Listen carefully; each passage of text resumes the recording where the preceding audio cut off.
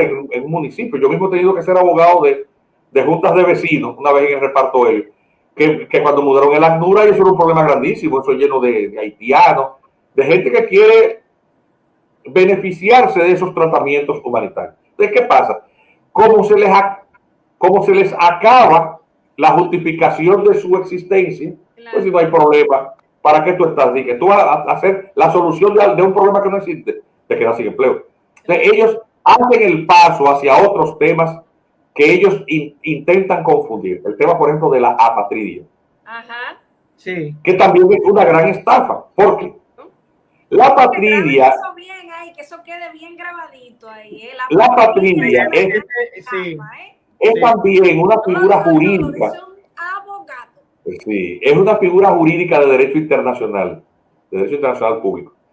Sí. ¿Cuándo se producen las primeras convenciones de la apatridia? Se producen después de la Primera Guerra Mundial. Porque ¿qué ocurre? Cuando la Primera Guerra Mundial acontece, producto de la conflagración de estos bloques imperiales en Europa, se van de paro 3 imperios. Se va de paro el imperio austrohúngaro, que tenía dominado una parte considerable de territorios. La Hungría, Budapest. Se va de paro el imperio turco, el imperio otomano. Desaparece. Y desaparece el imperio ruso porque queda tan debilitado con la Primera Guerra Mundial que los bolcheviques,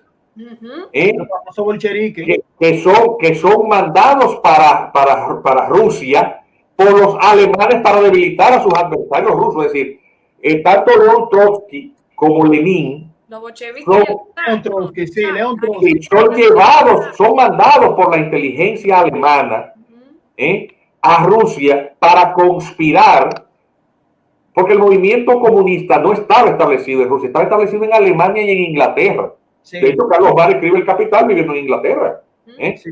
Y porque eran los países que tenían los sistemas capitalistas más avanzados. Rusia era un anacronismo social político porque era un sistema monárquico feudal en pleno siglo XX. Exactamente.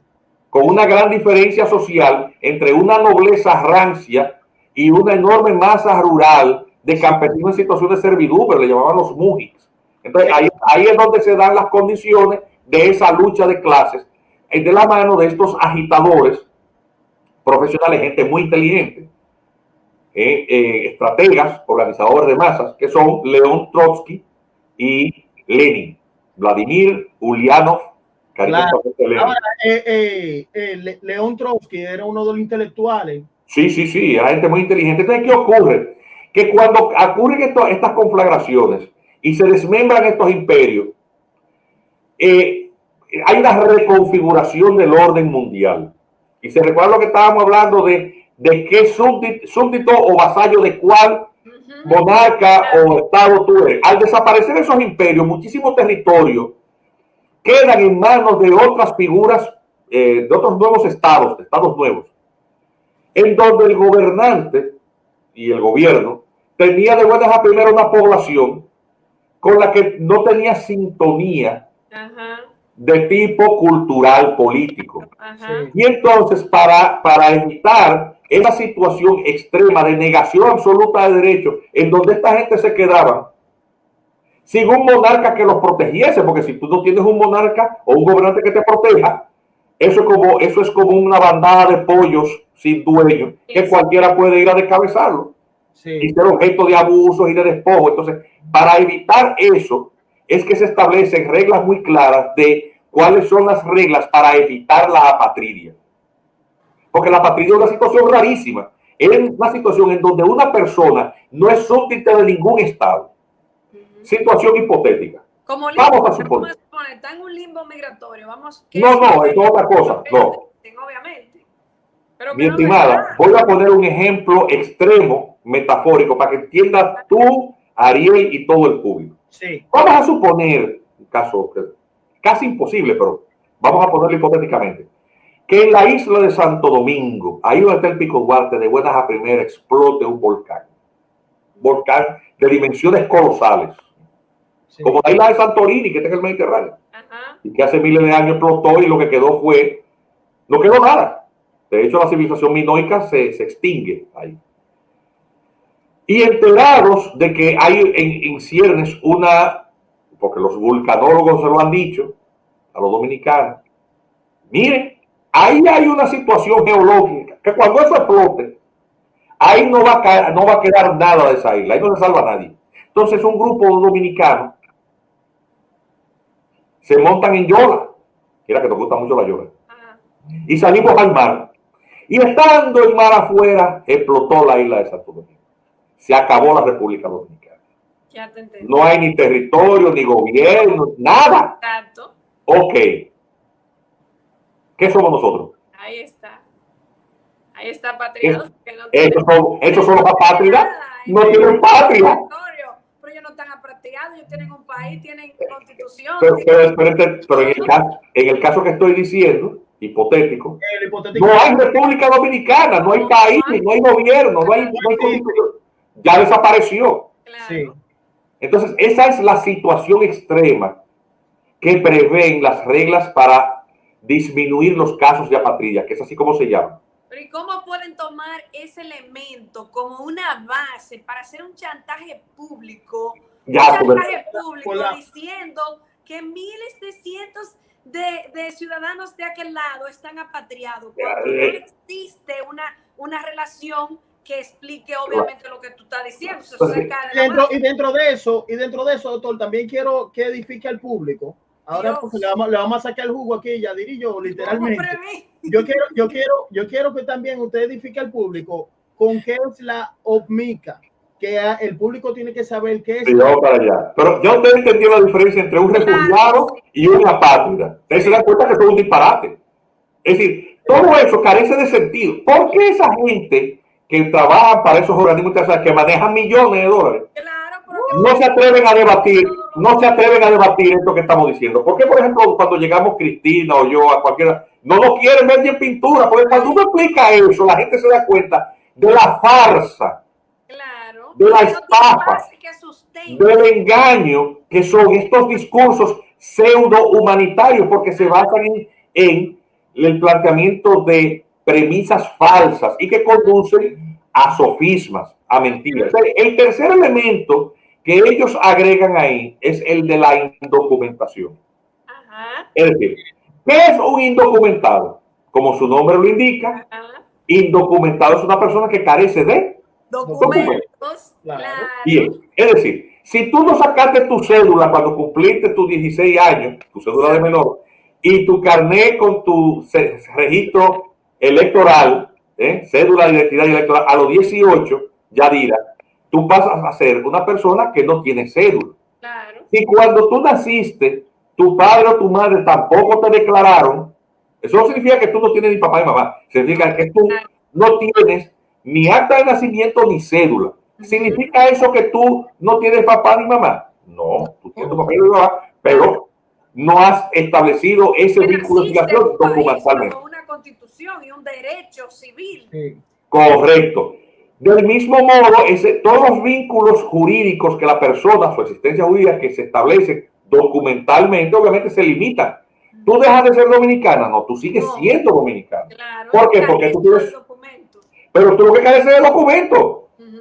Entonces, oye, cómo esta gente traspasa una situación que tiene un país vecino, que es Haití, que tiene un gravísimo problema de registro civil. Grave. Creo que el más grave del continente. Así es, Ariel. Sí. Lo convierten, óyeme, de una cosa a la otra, donde ellos son apátridas. ¡Wow! Sí. ¡Wow! Entonces tú te das cuenta de cómo esto es un chantaje. Obviamente yo he necesitado 10 minutos para explicarlo, y en 10 minutos cuando la gente se da cuenta dice, pero esto es una farsa. Sí. Claro. ¿Y sabes qué pretende esta gente? Para forzar a la República Dominicana a absorber la mayor cantidad de población haitiana, dicen que si el gobierno dominicano no les regala la nacionalidad dominicana, entonces son apátridas. ¡Wow! Y ya usted explicó el hipotético caso de lo que es apátrida. Claro. De cómo es que tú no pega. Entonces tú no puedes quedar apátrida.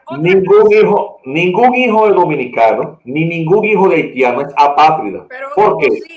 Porque sus países respectivos sus países de origen respectivos, tienen en sus constituciones la regla del jus sanguinis. Es decir, la transmisión del derecho a la nacionalidad de sus orígenes, que solamente tiene que ir a ser establecida con una declaración ante el oficial correspondiente. Claro, y lo que pasa es que los hijos de ilegales que nacen aquí, lo que deben hacer es ir y escribir esos niños en el libro de extranjería y ir a su respectiva embajada para que su embajada le haga su debida diligencia. Pero atención, oigan esto.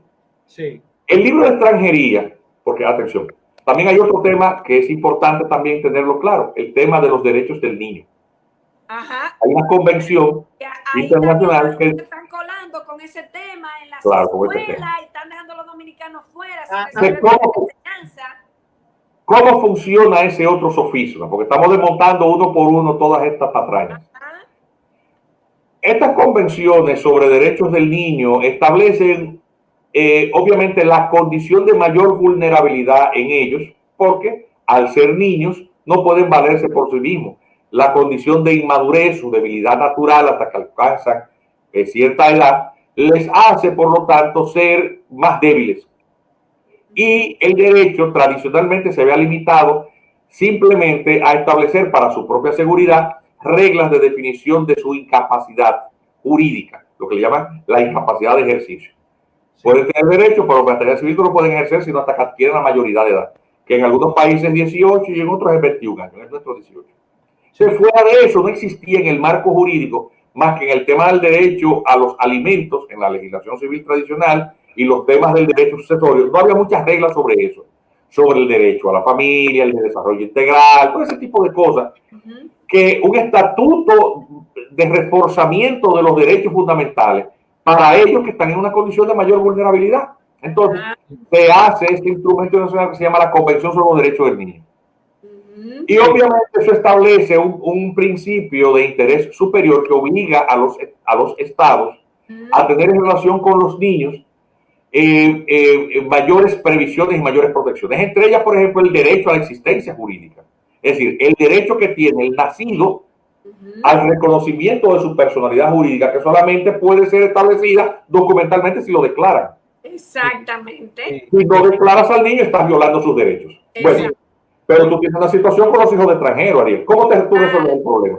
Sí. No lo puedes declarar como nacional, pero no puedes negarte a recibir la declaración. Anda, qué contradicción. Porque él tiene derecho, el niño tiene derecho a que se establezca su existencia jurídica. Entonces, ¿qué hizo el legislador? En la ley 285-04, y esa parte la redactó mi querido amigo José Miguel Vázquez, que a la sazón era consultor jurídico de la Junta, una diferenciación jurídica entre la declaración de nacimiento y el acta de nacimiento. La declaración de nacimiento es lo que te permite establecer el hecho con consecuencia jurídica del alumbramiento. Exacto. Y entonces, y el acta es, con este documento, lo que permite ir ante el oficial del Estado Civil y cumpliendo las formalidades de ley, de exigencia de identificación de quienes son sus padres, presentación del documento de identidad del declarante, la prueba del nacimiento, en un plazo de 60 días, levantar el acta de nacimiento. El acta de nacimiento, ok. Entonces, por lo tanto, el acta de nacimiento, sus formalidades están en la Ley sobre Actos del Estado Civil, que es la 659 del 41, y para ese matiz y resolver el problema con la Convención de los Derechos del Niño y de los hijos de inmigrantes, se estableció las formalidades de la constancia de nacimiento del hijo nacido vivo de madre extranjera o constancia de nacimiento color rosado. La ley, eso cuando se debatió, los grupos protectores de los derechos de los migrantes fueron al Congreso sí a protestar, decían que eso violaba los derechos. Al contrario, que tiene que garantizar el derecho de los menores. Claro, y está definiendo quién sí y quién no. Eso lo demandaron inconstitucionalidad y que violaba los derechos humanos. La Suprema Corte de Justicia acogió los argumentos que en defensa de la constitucionalidad de la ley hicimos nosotros en su momento, de eso hace ya muchos años, en el 2005.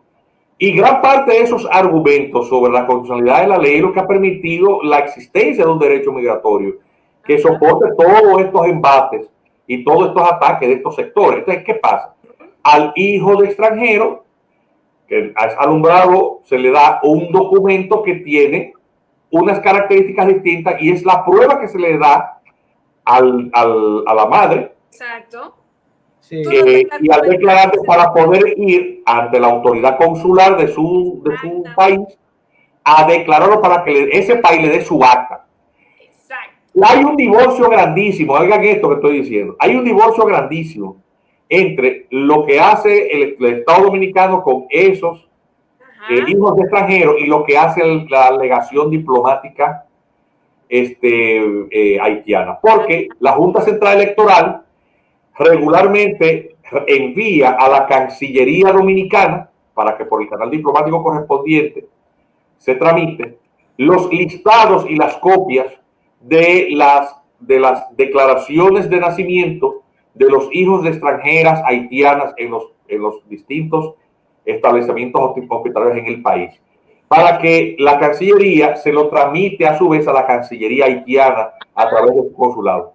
¿Usted sabe lo que hace el consulado haitiano? Ajá. No recibe eso. Oh. No lo recibe. Oh. Es para que ustedes vean cómo está el sistema. No lo recibe. Escucha, pueblo dominicano, escucha. No lo recibe. Eso que estamos diciendo, que lo hemos denunciado 1.000.000 de veces, no lo recibe. Y no hemos visto el primer canciller dominicano denunciar en los fueros internacionales la tremenda violación de los derechos del niño que constituye la negación del Estado haitiano de recibir las declaraciones de nacimiento de los descendientes de sus nacionales en el territorio dominicano. Que están obligados a recibirlo. ¿Y para qué se hace esto? Para forzar y colocar como punta de lanza a esos niños, ¿verdad? El interés superior del niño, tú tienes que darle a la nacionalidad dominicana otro sofisma. Sí. Ahí tienen ustedes desmontada cuál es la otra patraña que se utiliza. Pero esa está muy fuerte. Y ahí está metida UNICEF, todos esos organismos internacionales están metidos en lo mismo. Esa está muy fuerte. Ese es el punto de lanza de ellos. ¿Por qué? Porque con este tema de como digo yo, este tour de parturientas, que es prácticamente una invasión por el vientre que nos están haciendo, se toma todo este elemento jurídico para ello hacer su show mediático internacional. Nosotros con nuestro grupo de cancilleres y diplomáticos hechos a la carrera con un cursito de 20 horas que no saben ni a dónde la ponen. No, 20 horas no, 20 horas no menos. Menos. 20 horas no menos. 20 horas, bueno, para que barajan el refrigerio, el chisme.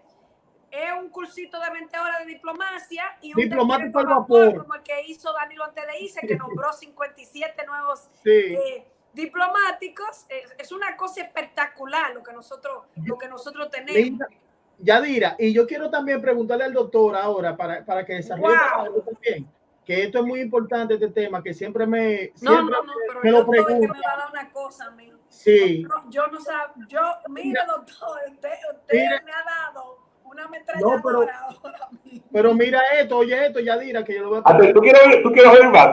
Yo tengo muchísimo menudo aquí. Pero tú me puedes tirar la papeleta que tú quieres y yo te la de barato en el menudo al centavo. Oye, yo quiero ir algo sobre los hospitales.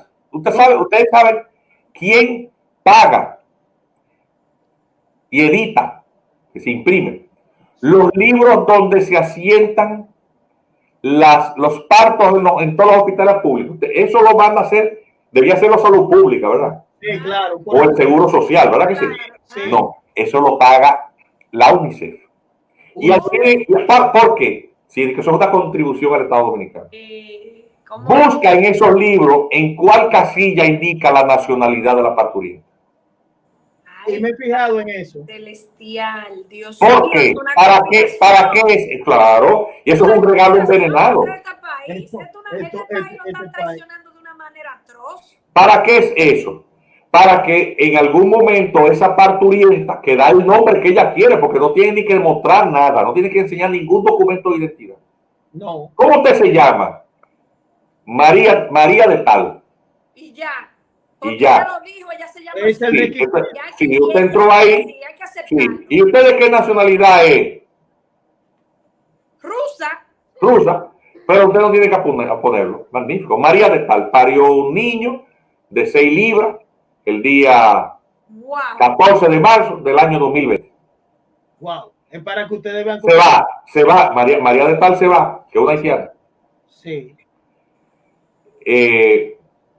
6 meses después se aparece un buscón. Y dice, yo vengo a buscar la constancia de nacido vivo de una señora que parece. ¿Qué nombre dijo ella? María de Tal. ¿Tú sabes dónde tienen que ir a buscar ese libro de hace 6 meses? Estamos en septiembre, acabando, yo dije marzo. Sí. En unas cajas de cartón que están tiradas sin ningún control, porque nada de eso ni se registra. La Junta Central Electoral no tiene control de nada de eso. Wow. Y entonces hay todo un comercio para decir, bueno, pero yo puedo agarrar la cédula de otra señora, de Yadira Marte. Claro. Yadira Marte. Mire, yo vine a buscar el nacimiento de... ¿Y cómo se llama ella? Bueno, ella se llama Yadira Marte, pero aquí no hay ninguna Yadira Marte. Ah, que ella el nombre que ella saca aquí. ¿Quién? No, es que ella por su casa le dicen María de Tal. ¿Y qué día fue? El 13 de marzo de este año. Y agarran con la cédula de María. Óyeme, que Yadira está muy lejos de ahí. Sí. Es una cédula chapía que las hacen igualitas. Cédula igualita, Yadira Marte, cédula 001, que sé yo qué, que sé yo cuánto, y la foto de una gente, otra gente, la foto mía, una mujer con la cara gordísima y la cabeza blanca. Más yo con dos pineas. La foto. Yadira Marte. Entonces, se va usted por ahí y entonces empiezan un procedimiento de declaración tardía, o a veces lo hacen a tiempo. Sí. Y de ahí, tú sabes el trabajo que da anular esa acta de nacimiento de ese muchachito o muchachita que no es hija. ¿Cuándo se entera Yadira Marte de que ella parió unos muchachos en los registros de Estado Civil? Y con la sola Yadira se puede hacer eso en todos los demás hospitales, de manera que yo te puedo ajustar 30 muchachos. Sí, eso es como un efecto dominó en los hospitales. Se dan cuenta en la Junta, cuando en el sistema PARC, en el programa de acceso al registro civil, sí, dice, pero ¿cómo es posible que Yadira Marte todos los años tuviera pariendo y tiene 30 muchachos? Ahí se dan cuenta que hay algo raro, pero ya es demasiado tarde. Como dice el palo Tadao ahí. Pero doctor, eso nosotros se lo denunciamos a la Junta. Pero que vamos a y lo documentamos y se hizo una investigación. Aquí, vamos a su referendo. Aquí tenemos el artículo 75 de la Constitución que dice los deberes fundamentales del ciudadano. Mira, el artículo número 3 habla de la responsabilidad que nosotros tenemos como ciudadanos para nosotros, vamos a decir, meterle un recurso de amparo a todos estos payasos diplomáticos, cancilleres, encargados de Junta Central Electoral. Porque la misma Constitución en el artículo 75 habla de los derechos fundamentales que tenemos nosotros como ciudadanos, que lo tenemos los derechos. Entonces, esta gente hay que recusarla toda porque ellos están violando y están siendo parte de una conspiración y de una, ¿cómo se llama esto? Se está diluyendo la soberanía de nuestro país de una manera atroz.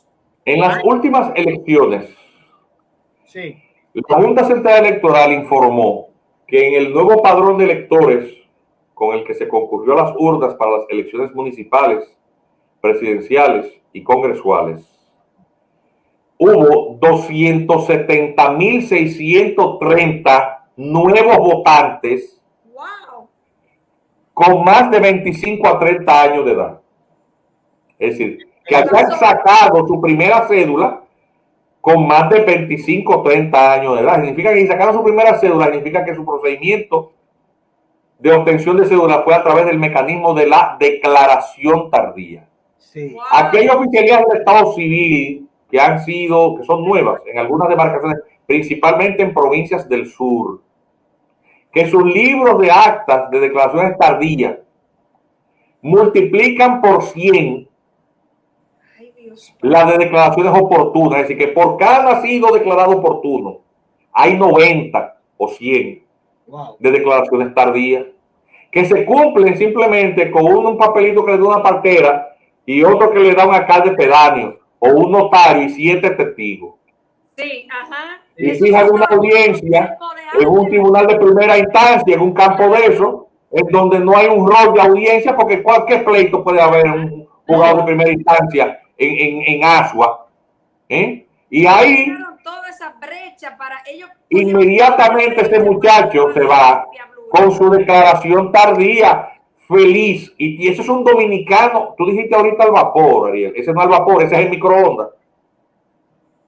Ay, padre, ¿Tú sabes el proceso legal que se requiere para anular eso? La demanda en nulidad que hay que hacer. Eso cuesta un ojo de la cara cada proceso de eso. Sí. Y doctor, arreglo, no microondas, eso sería un macroondas por lo rápido. ¿Por qué yo digo todo eso que conozco tanto? Dios mío, este país está fundido. Para que la gente entienda. Nadie le pone atención en las altas cortes. ¿Por qué Luis Abinader no se ha pronunciado con relación a esos 700 cosas que dieron a vapor, Danilo? Porque ellos quieren anular los 57 nombramientos. Entonces, si ellos quieren anular los 57 nombramientos que puso Danilo a vapor de esos diplomáticos, pues de esa misma forma tienen que anular esa entrega de documentación y obviamente este asunto que tienen con la... Y ahí mismo, doctor, ahí mismo, ciudadanía. Sí, ahí mismo con Yadira le hago la pregunta que le hice ahorita para edificar al público, porque hay personas que han preguntado, y yo lo cité a ustedes con el amplio conocimiento constitucional y patriótico, de que le diga que es la OMICA, que hay personas que se están preguntando. Sí, la OMICA.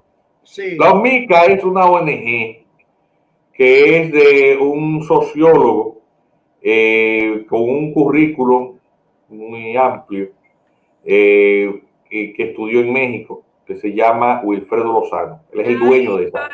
Sí, OMICA significa Observatorio de Migratorio, o de Observatorio Migratorio del Caribe. OMICA. Oh my God.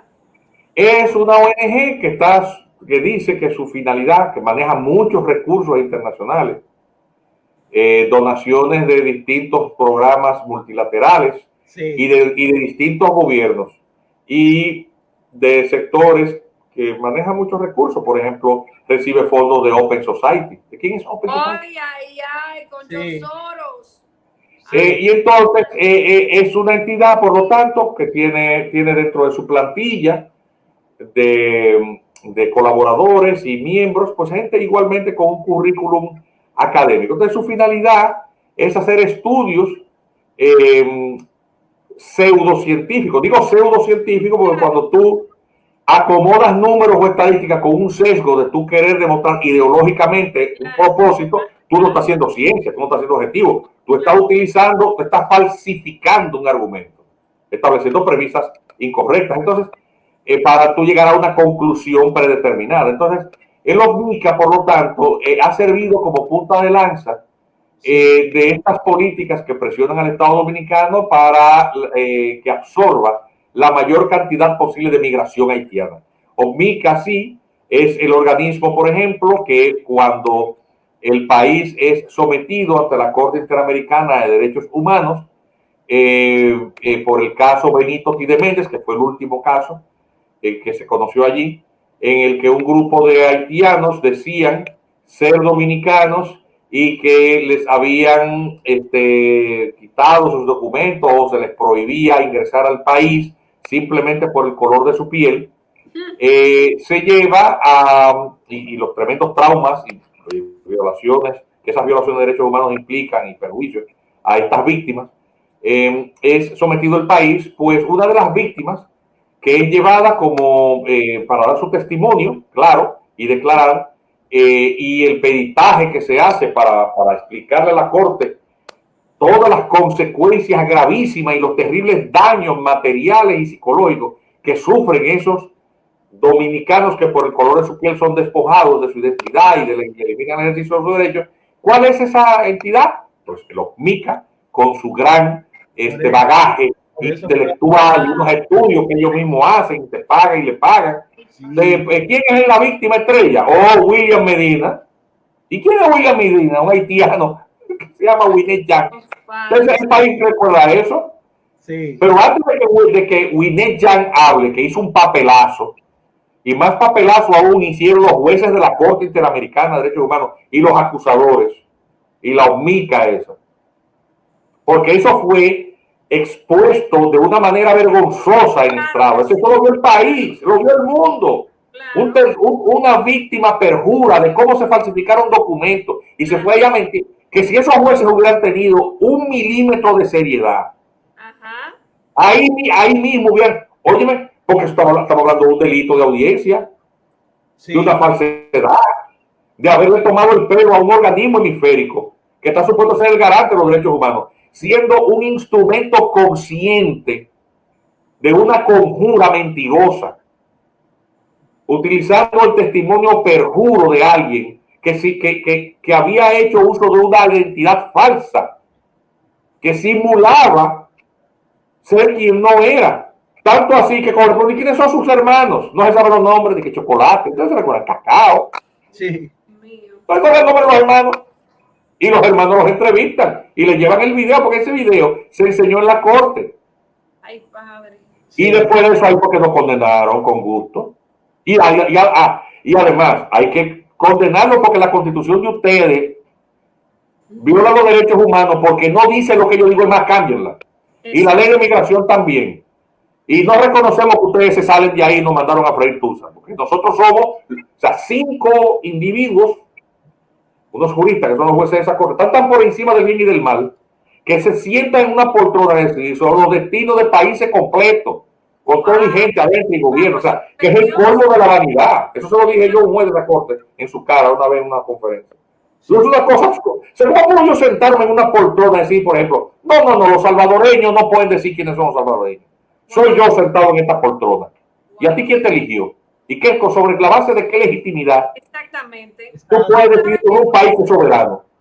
Es una cosa. Lo que le armamos en la CIDH, en el Hotel Crown Plaza, cuando ellos vinieron. Pero eso es una locura. Ahí llegan 50 personas a decidir por la República Dominicana a puertas cerradas. Así es. A puertas cerradas en territorio dominicano. Mira, a mí en esa fila estaban buscando provocarme, pero mira, yo cuando me tengo que inmutar y poner modo avión del celular así, que no me entre nada, yo me pongo así, porque cuando yo quiero lograr mi propósito, no importa que me hagan misiles. Nosotros le decíamos, una apunchándome y se me acercaba a la fila y me decía, xenófoba, resista, y que estoy con el otro, y yo no, yo voy para adentro. Yo recuerdo, sí. Yo voy para adentro, y cuando llegamos ahí, que una compañera coge un escrito que llevó, que a ellos no les gustó lo que nosotros le estábamos diciendo, ellos le apagaron los micrófonos. Sí, así es. Pero lo que más, de verdad, Pantaleón, lo que más me preocupa es que cómo esta gente llega a tu propio país, estas ONGs llegan a tu país, invitan gente de otra nación sin saber nada de tu país, no permitiéndole a la prensa entrar tampoco para que nadie pueda grabar a la prensa del país donde están. Eso es grave. ¿Tú sabes por qué eso es grave? Es eso. Yo dije así que se definen los destinos de una nación con 50 perafutanes quedándose en un hotel VIP comiendo con el dinero de los impuestos de los ciudadanos para ir a estar en contra de los ciudadanos que lo están manteniendo esa vida. No, y que la prensa no tiene acceso, cortando la libre expresión. No lo dejaron entrar. Incluso hubo una americana de la CIDH que a una joven de AN7, ella tuvo la osadía de insultar a la joven como usted no, y la muchacha está en el pasillo porque ya se armó el rebú y le desbaratamos todo eso, ahí le sacamos letrero, le armamos un show. Y la tipa viene y le dice, oh, you cannot record this here. Le dice la muchacha, yo estoy en mi país. Digo yo, coño, ahí está bueno. Háblala por los moños también, por atrevida. Sí, pero les voy a decir algo, mire. Independientemente de la irritación que esto genera, porque es que al ser tan descabellado y tan descarado, obviamente cualquiera con la sangre en las venas puede hasta perder la compostura. Pero atención, eso no es necesario perder la compostura por lo siguiente. Quiero que entiendan lo siguiente. Detrás de eso hay toda una escenografía, un coro que cuenta con recursos. Esa gente no está ahí necesariamente porque crean eso. A ver, que los hay alucinados que sí creen en eso. Es decir, yo he sido profesor universitario por décadas y a veces han llegado a manos mías muchachos que han pasado antes en las aulas por manos de estos juristas estudiosos del derecho internacional público. Tú ves su currículum y es pésimo. Es decir, tú buscas incluso lo que escriben y tú no ves rigor académico. O sea, estos muchachos, mira, el daño que se le hace a un joven cuando se le llena la cabeza de tonterías y de desconocimiento, tú le deformas el pensamiento. Claro. Y llega un momento en que si ese cemento se pone duro, esa persona no es capaz de entender nada. Nada. Entonces, esa gente asaltó la academia. Las universidades aquí están asaltadas. Yo di clases muchos años, y he dado clases muchos años, por vocación, no porque la academia pague. Los profesores universitarios aquí son muy mal pagos. Bueno, que eso me consta. La chica del servicio de mi casa gana más que yo como profesor por dar una materia universitaria. Eso es increíble. ¿Y usted el profesor que le paga? Óyeme, pero ese profesor, en mi caso, yo soy un profesor que me concentré en dar clases a nivel de licenciatura, es decir, en grado. No en tercer grado, porque dando clases de maestría a un profesional ya formado, si él llegó con una laguna o con una deformidad, ya ahí yo no puedo hacer nada, porque él tiene esos C4 y él cree que sabe, y discute. Es el problema. ¿Entiendes? Entonces, yo entendí del inicio que donde se podía contribuir con la enseñanza era en el nivel de grado. Y yo prefería dar las materias básicas de derecho, y duré 20 años dando clases de introducción al derecho, para organizar el pensamiento jurídico a los estudiantes. Lo cual me resultaba fácil porque siendo un doctor en derecho, es decir, lo que le llaman un PhD, ya después que uno tiene vamos a decir, ese nivel académico, que uno ve hacia abajo, uno ve con claridad las cosas y sabe cómo explicarlas de manera que se entiendan. No tiene uno que enredarse mucho, obviamente, ni deslumbrar a nadie, porque no hay necesidad de estar con esta vanidad académica. Explicar las cosas con claridad para que se entiendan. Entonces, esos muchachos que venían ya de manos mareados, como la lechuga cuando se marean, es difícil hacer ensalada con una lechuga mareada. Llegaba así, para tú ponerte a explicarle, mira, mijo, para que tú entiendas lo que es la patria. Y cuando ellos se daban cuenta, lógicamente, ponían en contexto qué tipo de burrundanga era lo que le enseñaban esos maestros. Estos abogados constitucionalistas y especialistas en derechos humanos son todos cortados por el mismo.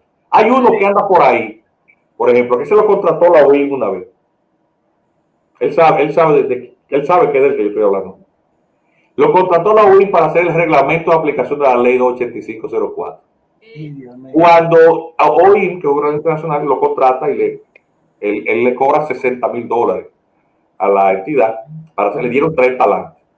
Pero ese barbarazo es tan barbarazo que él no hace el trabajo. Y él subcontrata y le da $5,000 o $5,000 a una abogada española. Mira eso ahí. Y lógicamente una abogada española que no sabe un caray de eso. ¿Qué hizo? Agarró el reglamento de la ley de extranjería española y la calcó. Esto es verídico lo que estoy diciendo. Y tengo cómo demostrarlo. Eso siempre yo lo digo. Ay, Padre Santo. Así, esto es uno de los más grandes constitucionalistas que hay aquí, para que vean qué tipo de farsantes son. Y yo me sé el cuento. ¿Por qué yo me sé el cuento? Porque cuando José Ricardo Tavera nombraron director general de migración, en el último tramo del gobierno de Leonel, él nos llama a mí, a José Miguel Vázquez, o sea, una cantidad de juristas, algunos de los cuales habíamos trabajado en la ley de migración, para hacer el reglamento de aplicación de la ley. Y entonces me reúno con el personal técnico a ver qué tenía, qué proyectos había, y ahí los vi todo, el que había preparado la gente de Wilfredo Lozano, lo que había preparado todo estos grupos de los derechos, y el proyecto de la UIN, que ya estaba descartado. Y ahí es cuando me encuentro con los informes, que conservé otra copia, que habían hecho, porque resulta que para su mala suerte de ese jurista, estaba en la Dirección General de Migración un militar que es también abogado, que había hecho su maestría en España. Y allá se conocía a él muy bien el reglamento de aplicación de la ley de extranjería española. Y dice, pero esta es la ley española. Y cuando agarró y ay, pero es un calco. Y él le hace un informe al director. Wow. Dios. Mire, ese proyecto que le han presentado a usted, eso es esto. Entonces, cuando llaman, y cuando el director de la OIM, que era un norteamericano, no recuerdo el apellido, ¿cómo se llama? Ahorita me recordaré del apellido de él. Sai, el apellido, ahorita me recuerdo del apellido. Fue donde el director de migración, están vivos todos los testigos de lo que estoy hablando. Ahí es que entonces le dicen, es que nosotros le pagamos 60,000 dólares. ¿Ustedes le pagaron? No, todavía debemos 30, pero no lo vamos a pagar. Se sentían burlados. Entonces, bueno, en la dirección va a buscar unos juristas dominicanos. Obviamente, nosotros no cobramos 60,000 y 30,000. Yo no voy a decir lo que cobramos porque, porque son cosas que uno hace. Sí, claro. Como un precio simbólico, como una manera de aportarle al país. Ajá, sí, claro. sí. ¿Entiendes? Porque el tema está hablando de la patria, pero nadie que quiere sacrificar, no. Lo que tiene que hacer es aportar, Claro. hacer y aportar. Entonces, eso es lo que pasa con todos estos grupos. Cuando la Corte Interamericana de Derechos Humanos dictó esa sentencia, por lo mismo, yo le decía a todos estos periodistas, lo que decide la Corte Interamericana de Derechos Humanos en relación con el país no vale una guayaba podrida. ¿Por qué?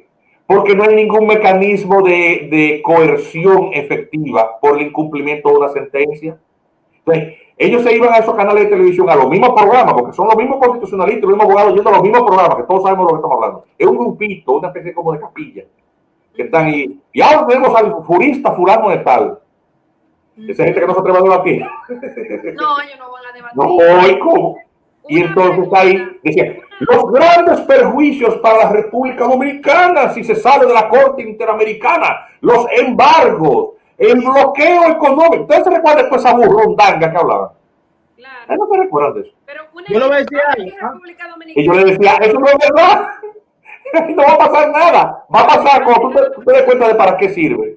Le va a pasar lo mismo que al niño cuando descubre que los Reyes Magos no existen. No pasa nada. Exactamente. Y efectivamente el Estado Dominicano salió de ahí y se acabó ese tema. Sí, yo quiero que tú preguntes, Yadira, porque quiero hacer una pregunta en ese mismo hilo al doctor, ya que mencionó un personaje. Y yo lo voy a empezar la pregunta y tú me sigues, Yadira. Al doctor lo vamos a sacar el jugo. La pregunta que yo le quiero hacer a él va en el ámbito de siendo República Dominicana miembro del tema de seguridad de las Naciones Unidas. El Consejo de Seguridad. Cuando tú eres miembro de eso, tú cedes parte de tu soberanía. Entonces yo quiero que usted me indague sobre ese tema después que tú le hagas la pregunta. Sí, y también, doctor, exacto, y en ese contexto, cuando pueda, como usted estaba hablando de personas que calcan ley, de personas que a veces no saben, que venden el sueño literalmente, Wilfredo Lozano dijo que va a reformar la ley de migración, él siendo un sociólogo. No sabía que era ley. Y él dice que él acata la sentencia 168-13, pero que no la comparte. Yo quiero que usted me defina eso. Pero esto es el final, mira, la verdad, y gracias a Dios que él es psicólogo, porque mínimo yo tengo un chaleco para irme para la NASA, si él es psicólogo. Ahí tiene Ariel Lara y Yadira. Mira, el señor Lozano, que hace todos esos estudios pseudocientíficos, por ejemplo, la encuesta nacional migrante, ¿quién lo hizo? OMICA. ¿Quién es OMICA? OMICA es de él.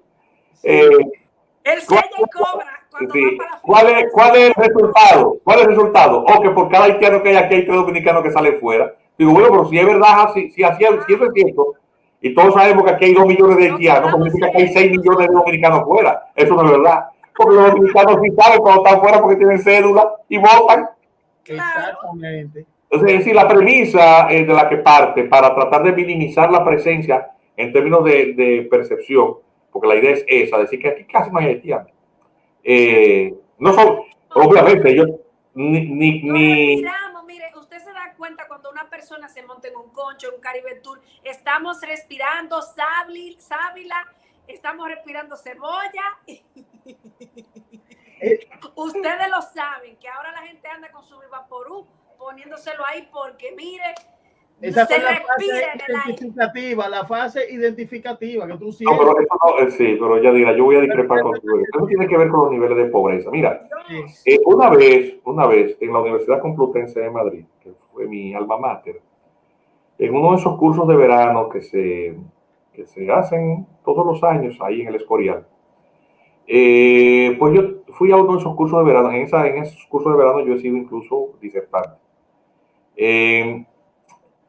Sobre el tema de los derechos humanos de los migrantes, recuerdo un activista de derechos humanos árabe que contaba lo terrible que es para el migrante, que es migrante económico, la vida en la sociedad de acogida a la que llega por necesidad. Es decir, tenemos que colocar, y decía, voy a hacer literal con lo que él dijo. Él decía, estaba el salón lleno, había varias figuras del mundo académico, y dice, yo entiendo por qué a nosotros nos rechazan.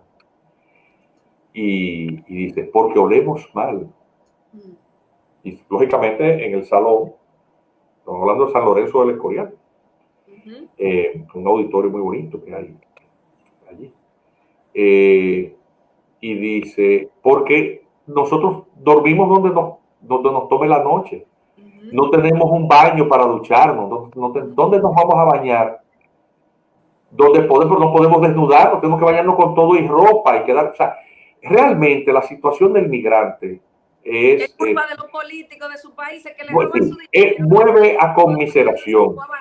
Obviamente, para nosotros, los dominicanos que tenemos esa situación, y que por la condición insular no tenemos en situaciones similares a dominicanos que se han ido ilegalmente al extranjero, porque el perfil del migrante ilegal dominicano está muy lejos del perfil socioeconómico del inmigrante ilegal haitiano.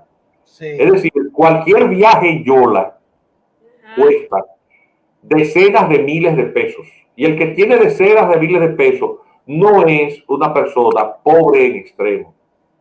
Pero ahí podemos poner el migrante haitiano que se va a Chile, porque el que se monta en el avión no es el que cruza para acá. Así es. Que se monta en el avión, que le hacen todos los papeles falsificados aquí, que llegan esos aviones blancos a Chile, y los 500,000, en Chile hay como 1,5 millones, y los 500,000 que hay en Tijuana, en México, todos esos no son los que mandan para acá, esos no son los que cruzan. No. Estos tienen otro nivel académico. Así es decir, porque hay niveles de pobreza, y están las razones particulares por las que una persona en busca de mayores oportunidades quiere salir de su país, porque el derecho a emigrar es un derecho humano, es una característica de la especie. El ser humano se adapta, por eso el éxito como especie, tanto que se ha convertido en una plaga para el planeta.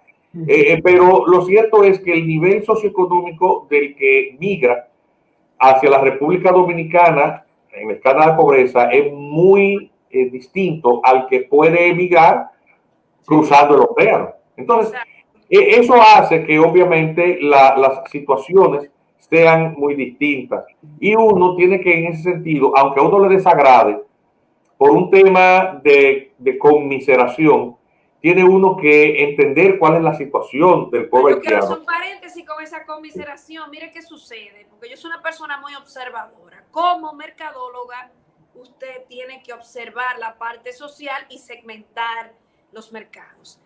Entonces, hablamos de la teoría de Maslow, que son las necesidades básicas, ¿verdad? Techo, agua, comida, ropa, educación y salud. Los vecinitos no tienen las necesidades de Maslow en ese orden. ¿Por qué? Porque los vecinos lo primero que hacen es jugar números. Entonces, yo no puedo comprarte a ti, que tú no me puedes comprar un desodorante de cajita, porque tú vas 5 veces a la banca a jugar números. Créame que yo le estoy hablando a usted de un estudio sociológico, porque uno verifica cuando uno da una vuelta los domingos, los sábados, donde están las bancas, usted mira la fila de vecinos jugando banca. Entonces tú no tienes para comprar un desodorante, yo no te puedo comprar esa, porque para jugar números tú tienes. Entonces no te me enganches en la pobreza con el proceso de higiene. Son elementos que tienen que ver con la crianza, con la cultura. Culturales, son culturales. Buscar tu número y gastar los 100 pesos en número hasta que de comprar la comida, porque sus órdenes de prioridades son muy distintos a los nuestros. Entonces, ese concepto de me hago la víctima, tú te haces la víctima, pero vas 5 veces a jugar número en el día con la banca, porque cada vez que te ganas 100 pesos echando un día, te veo metido en la banca. Entonces eso no me cuadra a mí, ese asunto. Es como usted dice, doctor, y como está diciendo Yadira, ellos utilizan esos argumentos gigantes. ¿Usted sabía que la leche que se le dona al vecino país se la venden a las heladerías de aquí? Sí, y la pasan todas por ahí, por el costo. Yo quiero... que toda esa ropa que se le manda a ellos en donaciones, sus mismas gente la venden en el asunto de los jueves aquí. Usted se ha dado cuenta que nosotros tenemos un mercado binacional que es de este lado del país, porque el mercado binacional de la República Dominicana de los jueves en Dajabón, esa es la cosa más extraña del mundo. Un mercado binacional de comercio, pero se hace en el lado del territorio dominicano. Entonces todo entra Vicente y otro 20 que viene a vender cositas, y vendiendo la cosita viene la haitiana que tiene la cédula, y de allá para acá viene con 5 muchachitos y dice que son de ella, pero que ella no anda con los papeles arriba, pero como ella tiene su cédula que la consiguió y va para el mercado binacional, pues hay que dejarla pasar, porque si no tú le estás violando sus derechos. Ay, Dios mío, pero mira, a mí me pone... Pero mira, yo quería, porque también estas conversaciones sirven, porque esto tiene un gran alcance y penetración. Y si uno tiene la oportunidad, no por un tema de vanidad, sino como una invitación o provocación para enriquecer con más conocimiento, es decir, una conversación que sea rica, en el sentido de que deje algo, no solamente el debate, la dialéctica, o la ciencia, como dicen, sino que deje algo de conocimiento más allá de lo que comúnmente se habla. Mira, el tema de las variantes culturales que giran alrededor de ciertos comportamientos que producen pobreza. El primer sociólogo, antropólogo más bien, que hizo un estudio sobre eso es un norteamericano que se llamó, me parece que murió ya, Oscar Lewis, que escribió un estudio en México, se llama Los hijos de Sánchez, que luego también fue llevada al cine con una banda sonora y la gente, los hijos de Sánchez por la canción del trompetista Chopin Jones. Pero realmente todo eso tiene que ver con esa obra. ¿Y cuál es el gran aporte de Oscar Lewis? Haber identificado eso que él llamó la cultura de la pobreza. La cultura de la pobreza es una serie de hábitos, costumbres, actitudes que se cultivan en estas sociedades. En el caso de estudio fue una familia, la familia Sánchez, en México, que producía de una u otra manera pobreza y había entronizada una forma cultural alrededor de ello, de manera que eso pasaba a formar parte de la identidad cultural. Y por eso es tan difícil a veces superar esa cultura de pobreza en las sociedades que tienen estos niveles de atraso. En el caso, obviamente, hay atrasos y hay atrasos. Hay algunos que son tan extremos que sitúan a los países en una escala considerablemente inferior que otros igualmente atrasados. O sea, en el caso de República Dominicana, por ejemplo, la afición al juego de azar es algo común en los estratos más bajos de la República Dominicana. Aquí hay más banca de apuestas que escuelas. No, eso es algo pero es muy probable que los haitianos también tengan la misma afición, porque eso es parte del pensamiento mágico. Es decir, como no entronizo, porque también el tema es que el pensamiento mágico está muy vinculado también a las creencias religiosas, el milagro. Diferente, por ejemplo, en las doctrinas cristianas protestantes, el concepto de milagro no existe. Es decir, ¿por qué? Porque el gran aporte que le hace a la sociedad anglosajona y europea, Martín Lutero y Juan Calvino, es esta visión en donde la creación de la riqueza es agradable al creador, porque multiplicando los dones que el creador pone en manos de los seres humanos, el Hijo de Dios, le agradamos, somos graciosos al Señor. Por eso es que la doctrina, y que es el estudio de Max Weber, de cómo el protestantismo está tan vinculado al desarrollo del capitalismo anglosajón. Pero mire, doctor. Y ahora, el pobre piensa que un golpe de suerte mágico le sacará de pobre. Sí. Y por eso ese pensamiento mágico le hace aferrarse al juego de azar. Él no es capaz de racionalizar que la probabilística de él acertar al premio muy pequeña. Es tan infinitesimal que es casi imposible, pero él apuesta al milagro. Sí. Fíjate que habla coloquial. Nos vemos mañana. Y siempre responde el otro, si Dios quiere. Sí. Pensamiento mágico, en los dominicanos. Pensamiento mágico, porque ¿qué tiene que ver Dios con que tú y yo nos veamos? Nos vemos si tú quieres o yo quiero. O si queremos los dos. Tú no tienes nada que ver con eso. No, si Dios quiere. O sea, eso es parte del pensamiento mágico. Eso es muy normal. Y en las sociedades donde hay cultura de pobreza, una cantidad de prácticas y de actitudes generan ese tipo de cosas.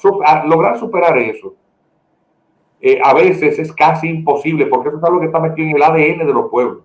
Sí. Doctor, hay algo que usted mencionó a Oscar Lewis. Él publicó libros que tuvieron mucho éxito, tal como el que usted citó, Antropología de la Pobreza y los hijos de Sánchez. Pero recuerde que también al comienzo de los 60, el gobierno mexicano lo declaró calumnioso y obsceno. Claro. En una investigación del Procurador General de México, claro, que indicaría posteriormente que la imputación era excesiva. O sea, agregando a lo de Oscar Lewis. Claro, a nadie le gusta que le digan que oye, ¿usted cree que los dominicanos no gustan? Los dominicanos son todos unos jugadores, los hombres son unos abusadores de robo. Sí. ¿O tú te crees que yo me siento? Mira, déjame decirte, muchísimos sitios, cuando uno viaja, sí. ¿Tú te crees que uno se siente cómodo? Uno se da cuenta en el aeropuerto cuál avión es el de los dominicanos. Porque todo el mundo hace su fila. Oye, el tufo del romo es algo que... Recuerdo una vez en Noruega, te voy a hacer este cuento, en Noruega. Sí. Coincidimos en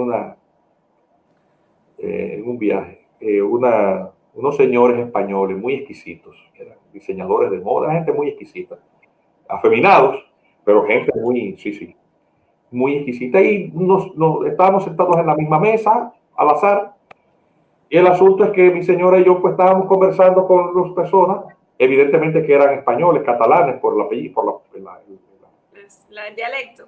Sí, por el acento, la forma de pronunciar la L fundamentalmente, que es una forma muy particular. Y estaba, y evidentemente habían vivido en Francia también por ciertas cosas, cierta construcción de las oraciones. El asunto es que conversando, fue una velada muy agradable, y luego incluso fuimos seguimos juntos a una actividad nocturna que había, de un espectáculo, y así nos sentamos juntos, pasamos el resto de la velada compartiendo, gente muy culta, muy fina. El asunto es que al final de la noche me dice uno de los señores, un septuagenario, gente mayor, me dice, oiga, ¿y de dónde es usted? Y le digo, yo soy de la República Dominicana. Dice, no, usted no es de la República Dominicana. A mí me han dicho eso también. Digo, ¿por qué? Porque usted habla bien. Tú sabes la vergüenza que a mí me dio eso. Digo, ¿cómo que hablo bien? Sí, usted no habla comiéndose las letras. Usted pronuncia bien. Antes eso, que usted sí, porque indicara. Porque siempre cuando me dicen, pero tú no pareces dominicana, yo le digo, bueno, es que somos un país muy diverso y allá hay toda clase de personas. Sí, pero... Entonces no podemos pensar que, bueno, las personas que se van solo para vivir en el Manhattan o esto o aquello, algo rápido, eso es todo lo que conforma claro, el país. Mi hijo me contaba. Aquí hay mucha gente inteligente también. Así hay como mucha gente chopolística. Aquí hay mucha gente inteligente. Lo que pasa es que los buenos, los capaces, no hacen bulla. Sí, no. También hay otro detalle. Eso es algo que conversamos, Ariel. ¿Te recuerdas esa riquísima conversación que tuvimos en estos días? Sí. Y eso es bueno que en estos medios interactivos también se explique. Miren, hay la masificación y democratización de las vías de comunicación a través de lo que llaman ahora las redes sociales. Hace que el torrente comunicacional por un tema cuantitativo, mantiene una presencia mayoritaria en los sectores menos educados y obviamente eso tiende a dominar el lenguaje. Sí. Y ¿qué ocurre? Y eso es un problema también que con los cuales los mercadólogos tienen que lidiar. Porque obviamente el mercadólogo, tú que es esta especialidad académica, tiene que bregar con los consumos de las mayorías.